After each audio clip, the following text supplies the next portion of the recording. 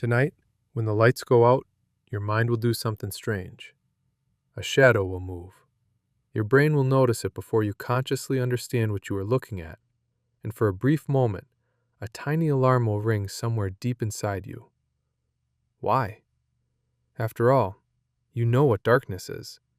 You know there are no monsters hiding beyond the edge of your bedroom. You know the shape in the corner is probably a chair covered with clothes. And yet, part of your mind hesitates. Part of your mind waits. That hesitation is ancient. For most of human history, darkness was not an inconvenience.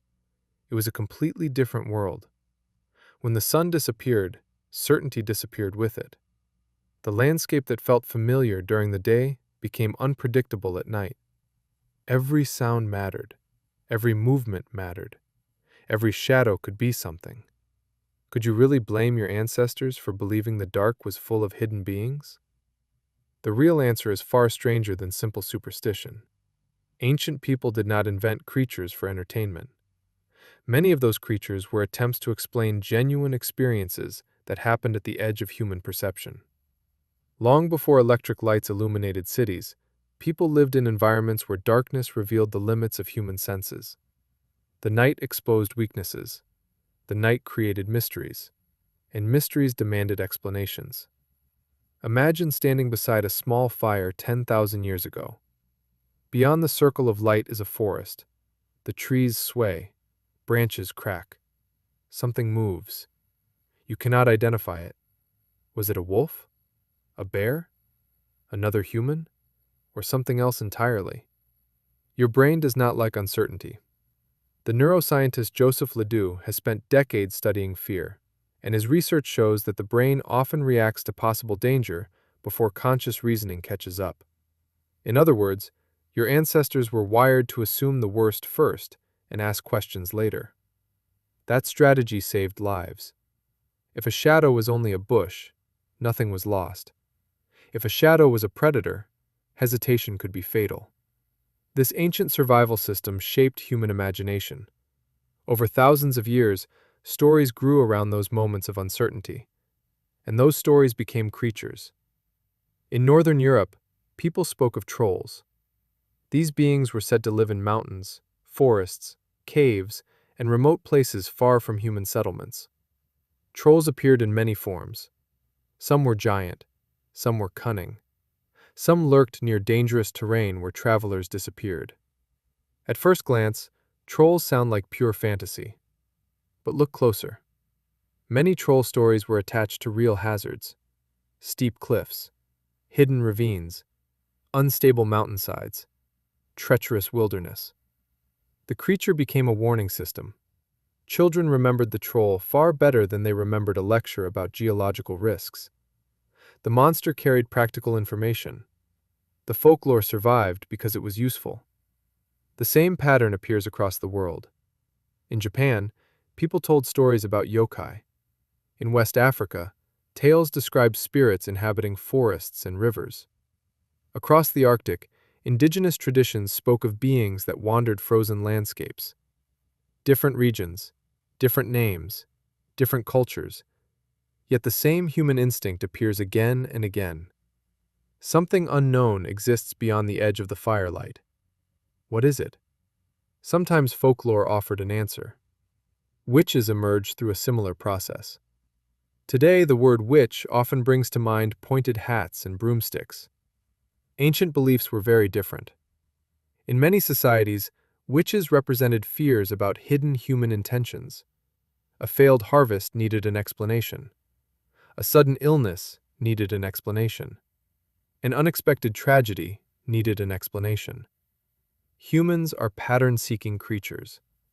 The psychologist Michael Shermer has written extensively about how people naturally detect patterns even when none exist. This tendency helped ancestors make quick decisions, but it also encouraged supernatural explanations when events seemed random. A village experiences misfortune. Someone behaves differently. Suspicion grows. A story forms. Soon the invisible cause of suffering has a face. The witch becomes a way to explain uncertainty. Not because people were foolish, because uncertainty is uncomfortable. The darkness outside the village was frightening. The darkness inside human motives was even more frightening. Yet some creatures were not simply products of fear. Some reflected encounters with the natural world. Consider dragons. Dragon-like beings appear across Europe, Asia, and the Middle East. These traditions developed independently in many places. Why would so many cultures imagine giant reptilian monsters? The anthropologist David E. Jones proposed an intriguing idea. Human beings evolved alongside dangerous predators, large cats, snakes, birds of prey. A dragon combines features from several ancient threats into one impossible creature.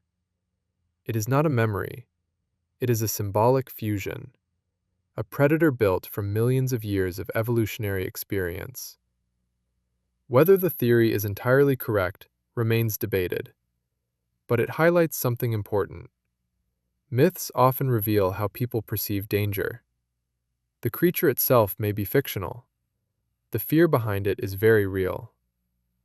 Darkness also changed the way ancient people experienced their own minds.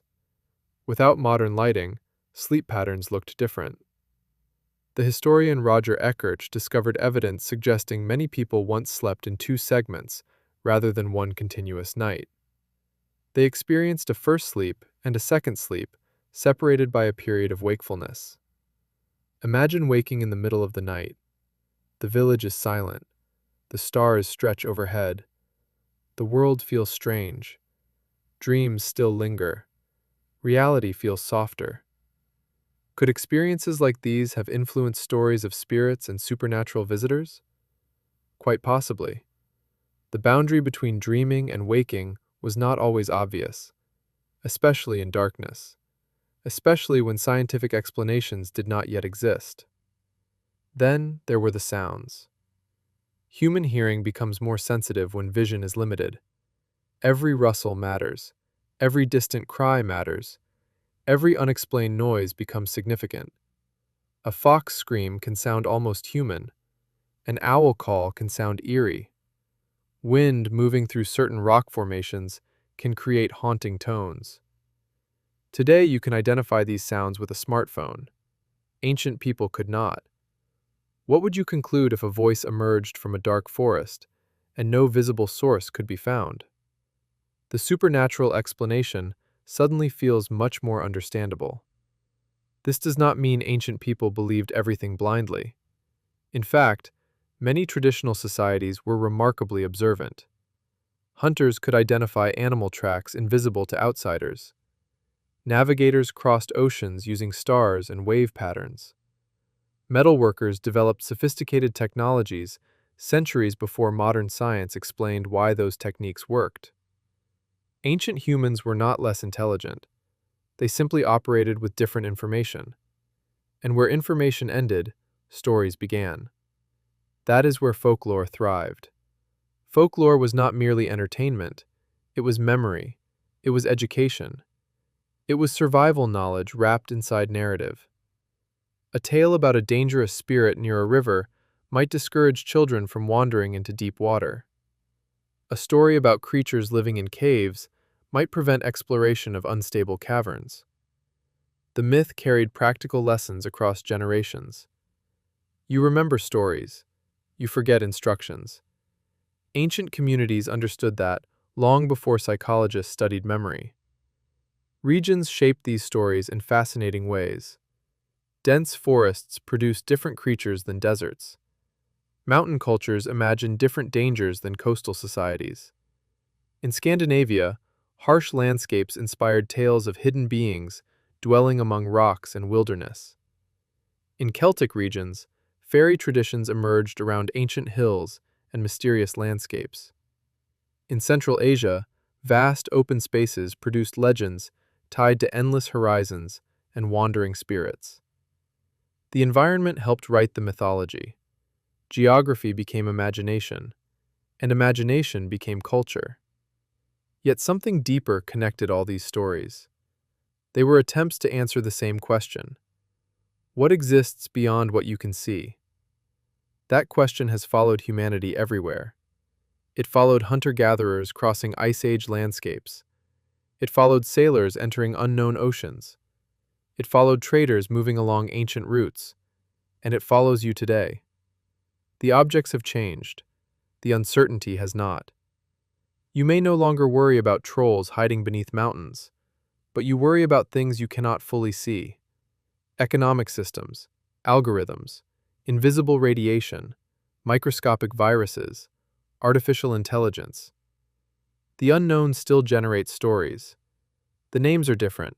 The psychological process remains surprisingly similar.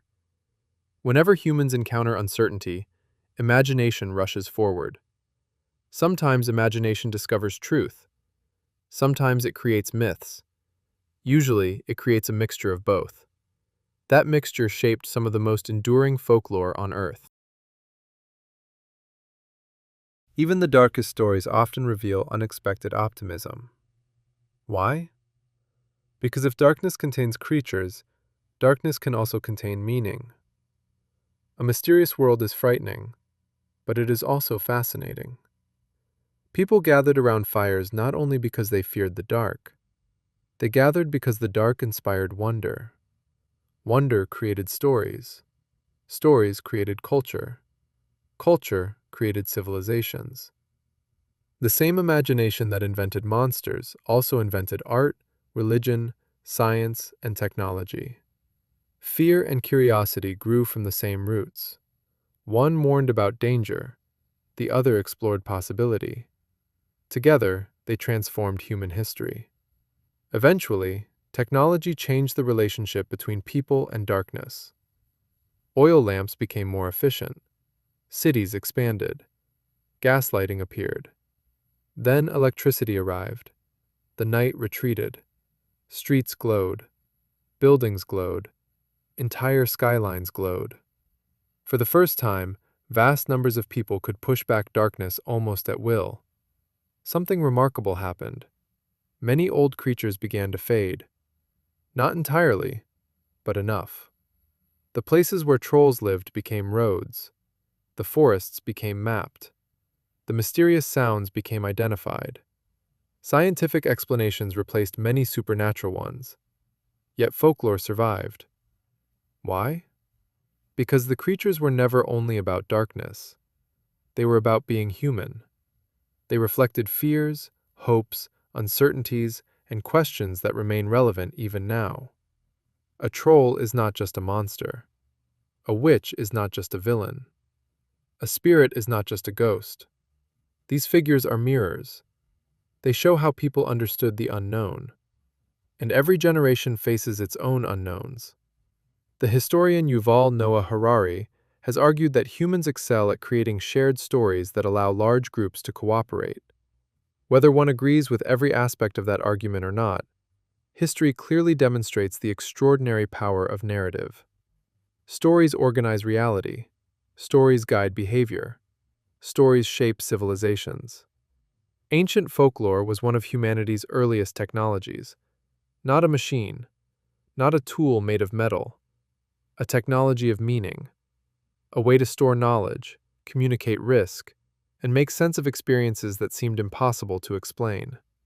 When you look at myths through that lens, they become far more interesting than simple fantasy. They become evidence. Evidence of how human minds confronted uncertainty long before laboratories, satellites, and electric lights. And perhaps that is why these stories refuse to disappear. Deep down, your brain still responds to shadows. Deep down, your imagination still fills gaps in knowledge. Deep down, part of you still wonders what might exist just beyond the edge of sight. Not because you truly believe monsters are waiting there, because curiosity never vanished. The dark once hid predators, then it hid spirits. Now it hides unanswered questions. The object changes. The mystery remains. So tonight, when the lights go out and a shadow seems to move for just a second, remember something. That tiny moment connects you to thousands of generations. To hunters staring into forests, to travelers crossing mountains, to storytellers gathered around ancient fires. They looked into the darkness and asked what lived there. You look into the darkness and ask the same question. Only now you understand that the most interesting thing hiding there was never a monster at all. It was the human imagination. Tonight, when the lights go out, your mind will do something strange.